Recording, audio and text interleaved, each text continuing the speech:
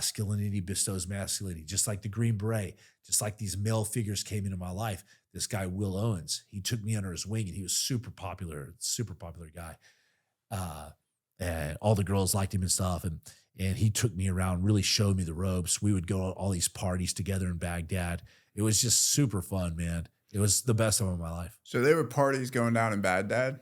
Oh, bro, there's parties going down everywhere. The Italian SEAL compound, the Italian Navy SEALs, always eating pizza, drinking. The Aussies had a compound. They had a place called the FBI compound where the FBI were getting blasted every night. And you're this total rogue guy. I was a GS-13 because they got to designate you with a rank, a government rank, to justify the pay. So here I am getting $500 a day on these contracts, a couple grand a day on holidays. And so they gave us we have a black diplomatic passport. We have a GS-13 rank.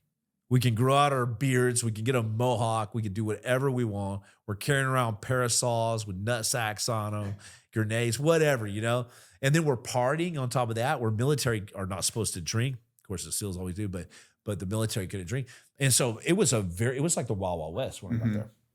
What was some of the operations that you guys were doing at that time? Like, was it a lot of security contracts, and what did those look like, or was it kicking down doors? Like, no, it wasn't. It wasn't any. Well, it became like kicking down doors. Believe it or not, there was some crazy stuff that happened. Like people would get trapped in their in buildings and stuff, and we would go in and just hooligan tool and knock down, kick down the doors, and extract people out from all the bombs hitting. But it was started out as a Department of State diplomatic mission where you're basically taking the strap hangers anywhere from Dick Cheney to Condoleezza Rice to Hillary Clinton to just strap hangers, like nobodies that are there for the diplomatic Department of State mission, going to do coffee. And so you were taking them in these big armored convoys, in these black SUVs into downtown Baghdad to the ministry.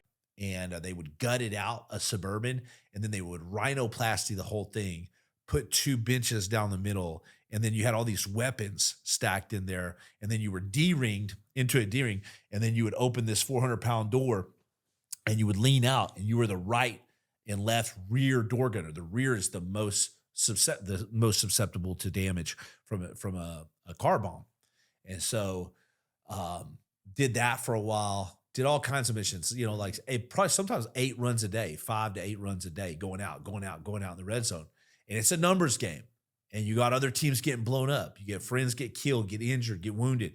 But it started to get normalized to me.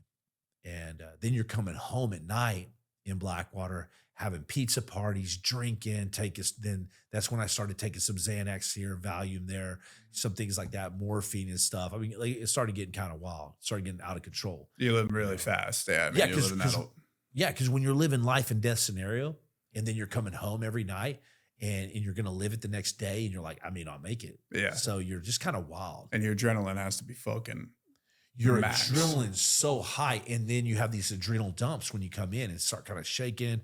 A lot of crazy situations.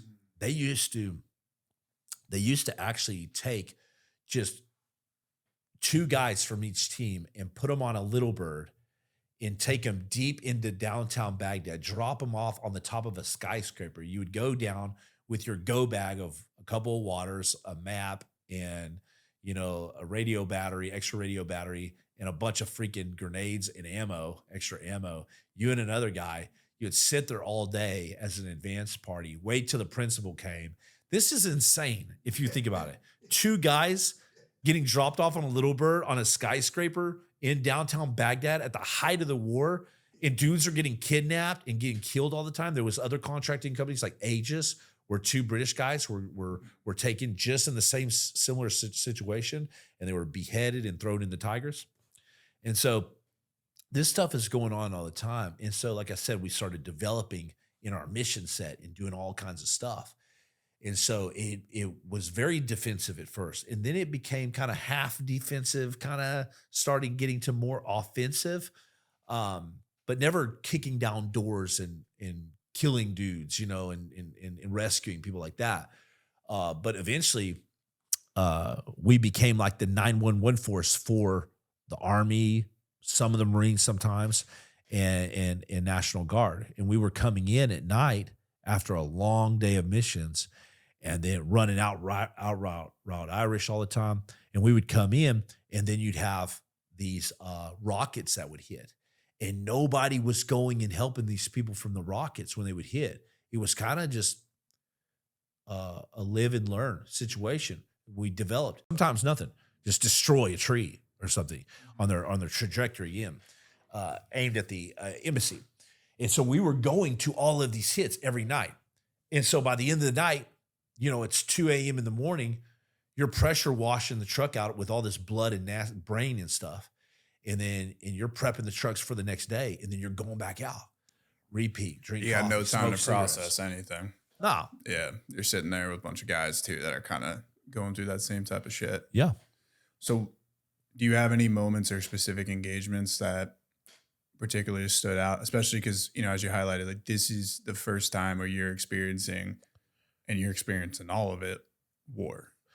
Yeah, and I think one of the things that stand out to me is some of the more surreal things that happen while you're under fire. One is your training has to be absolutely on target.